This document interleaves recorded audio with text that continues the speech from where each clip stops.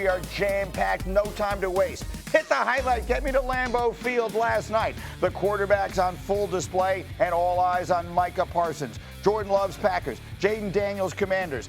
Middle of the first quarter, scoreless but not for long. Bart, how about the seam route for Tucker Kraft? I tell you what, Jordan Love, an icebox where his heart used to be. You talk about Kraft, who had himself a day, 6 receptions for 124. Oh, that could get him Offensive Player of the Week, Greeny. 57 of them right there, and then that would turn into this. Harry, do we like this? Do we like Jordan Love trucking people, or does he need to get down? Don't tell me week 2 of the NFL season doesn't matter. The quarterback, Jordan Love, putting his body on the line. Ooh, that DB took the boom. Mike Tannenbaum is not going to agree. Slide.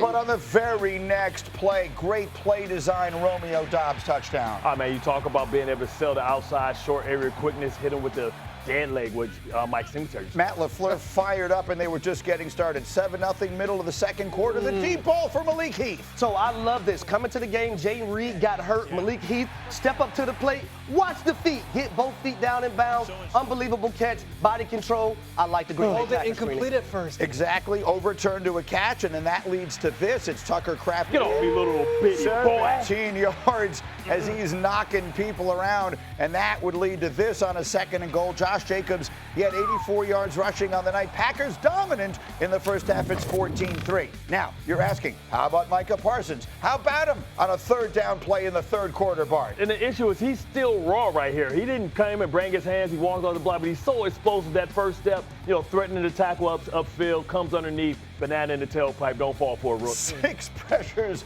and half a sack for Parsons on the night. He was all over the field. Commanders miss a field goal, still 14-3. Now, 4th quarter, 17-3 the score. Trying to get back in it. A little work here. Zach Ertz, 20 yards. Harry, they're back in the ball game. Zach Ertz was the only bright spot for the Washington Commanders in their offense last night. I wish they would have got the football to him more. But you made the point.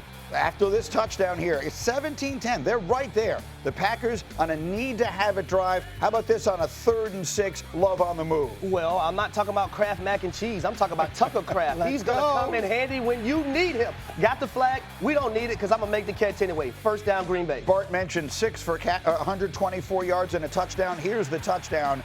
Jordan Love would throw for 292 on 2 scores. Packers pull away, and they make a statement, 27-18 over a team that was in the NFL's Final Four a year ago. And the story, Love was good, but this defense is the tale. They stifled the Commanders' offense, just 230 yards for Jaden Guys last night. They've now held their first 2 opponents both under 250 yards. Green Bay hadn't done that in 30 years. After the ball game, here's Micah. Defense wins championships. J Love, I think, you give us 20 points, we should be able to win that game. It's all about getting stops and getting the ball back into the offense. As y'all seen against Baltimore or Buffalo, you can have a quarterback game and have a perfect game but still lose because guess what? The defense gave up, 40 points? So defense wins championship. They want to, I think the fans like points and they like to see the big plays, but when you play great defense, it's just so beautiful to see. Indeed. When you think about this, this is a man who was traded 2 weeks ago. 2 weeks ago this morning, we were sitting here talking about Micah Parsons being traded to the Packers. Now the season begins. Peter, big picture thought. I don't know if a team could have had a better 5-day stretch in an entire NFL season than what we have seen from the Green Bay Packers. What they have done now to the Lions and the Commanders, 2 teams who are, 1, the number 1 offense in the league a year ago, number 1 seed in the NFC, and then 2, a team in the NFC Championship game, and absolutely silence them. It's something to behold. Real quick, Greeny, both those teams averaged close to 30 points per game last year. Total, they've had 31 in their first 2 games, and 2 of the best running teams in the NFL were held under 100 yards total. The Packers' defense is for real, and if you're an Eagles fan waking up this morning, this might be the guys that you have to worry about in the NFC. So, Mike T, let's go directly to that. You were here 2 weeks ago today. We were talking about Micah Parsons being traded. What do we say 2 weeks later? They're the best team in football. And just to build on what Peter said, Green, let me tell you what, Bart, listen to this. They've rushed the passer with 5 or more rushers 15 times. They've given up a total of 22 yards. Those 2 quarterbacks, Jaden Daniels and Jared Goff, have a QBR of 3 when the average is 70. So that is a dominant defense. And Bart, I'll build on that. Lucas Van Ness is now a much better player when every single snap Micah Parsons is double teamed. And the one other thing that's really important here, Greeny, and Dan Orlovsky, to his credit, mentioned this first. Jordan Love is playing free and easy because of a championship defense.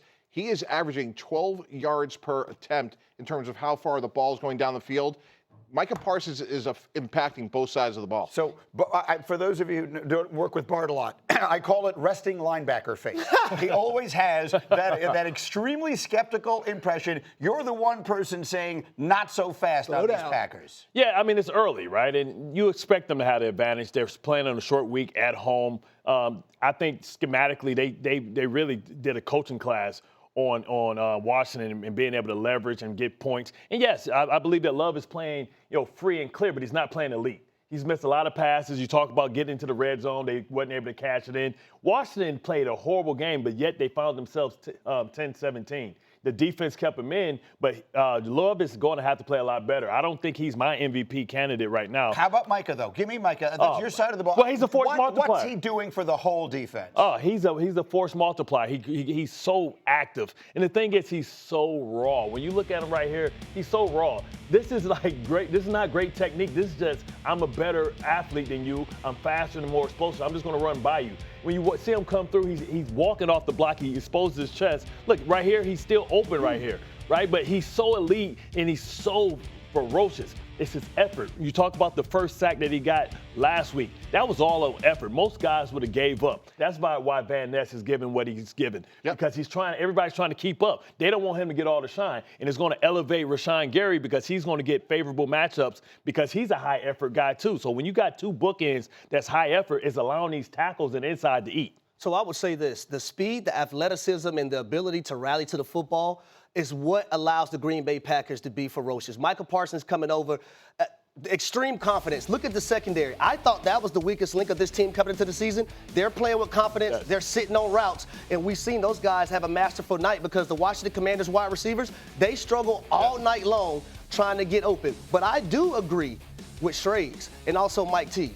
The biggest contender or the biggest threat to the Philadelphia Eagles is the Green Bay Packers. And they have all the intangibles to dethrone them in 2025, Bart. Let me tell you who I got agrees the Rams. Our friends in Vegas agree. Can we put up 820? Here we go. The Packers were plus 800 to win the Super Bowl entering yesterday. That was the fourth shortest odds behind the Bills, Ravens, and Eagles. They are now plus 550. Only Buffalo has shorter odds to win the Super Bowl this year than Green Bay. Greeny, when we traded for Brett Favre at the Jets, it made everybody better. The ticket takers, the landscapers, everybody. You go back a week ago, Green Bay out-Detroited Detroit. They play with more passion, more energy. Let alone what we believe, they believe they have a chance to win. That's the point I wanted to make, Peter. You're a baseball fan, as am I. So every year in baseball, it certainly used to be the case, more so maybe than now. After the trade deadline, there's always a team that makes this one big deal, and everyone in the clubhouse feels it. They feel like our organization is going for it. We believe we can do it now. The Green Bay Packers have been living in the very good for a long time, right? They never made aggressive moves. This offseason, it starts with them drafting the wide receiver. We were both there in Green Bay. And they make the pick, and now all of a sudden, they make the trade for Micah Parsons. They look like they think they're going to win this. There's also a little inside the building stuff here. For 20 years, Mark Murphy was the most respected president in football, was running the Packers. He's no longer there. New president in Ed Policy, Carmen's son. Yeah. What a splash to make. We're going to take a wide receiver in the first round, something we've never done, and then we're going to go and we're going to make an aggressive trade and get arguably the best defensive player in football for what you could argue is 70 cents on the dollar. They make those trades, it lifts up everybody, and then rare. 2 home games to start a season is rare. 2 home games on a Sunday and a Thursday in that span against 2 contenders in the conference. There could not have been a bigger statement for the rest of the world to see than 2 primetime games. Romo and Nance on one call, right. Michaels and Herbstreit on the other. Everyone watching. This is what we're going to be this season. Agree. What Harry said I thought was really important from a team-building standpoint. If there was a vulnerability about this team, you were talking about their corners, Keyshawn Nixon, Nate Hobbs.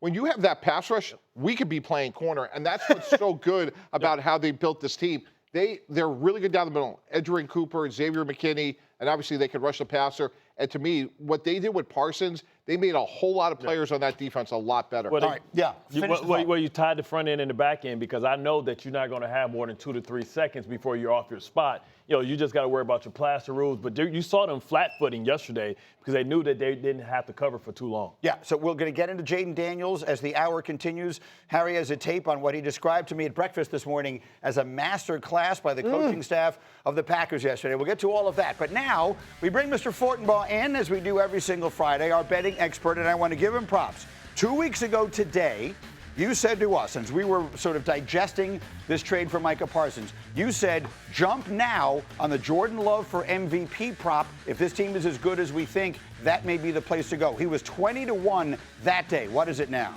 It is now down to plus 850. And you know what? Thanks for building me up. I think that's enough for this. No, Fortenbaugh, get in here. All right, we're going to What is your best bet coming off last night? Let's look ahead to week 3. Green Bay is going to be in Cleveland. They're laying 7.5 points. We'll go ahead and lay that. First thing you want to ask yourself when you're dealing with these advanced lines that are more than a week out, is this the best price I'm going to get? If it's not, you can wait. We're jumping on it for 2 key reasons. Number 1, head coach Matt LaFleur. Outstanding with extra rest coming off a Thursday game. As you can see right here, 15-8 against the spread, 16-7 straight up. That's going to be factored in. Number 2, look at who Cleveland plays this weekend. Double-digit dogs against the Baltimore Ravens. They could get shellacked in that game. And the image of that, on top of the physical nature of that game, a banged-up Cleveland team limping into a matchup with that Green Bay defense will lay the 7.5. I think it closes closer to 9. So he's saying if you're looking to bet that game, take Green Bay now.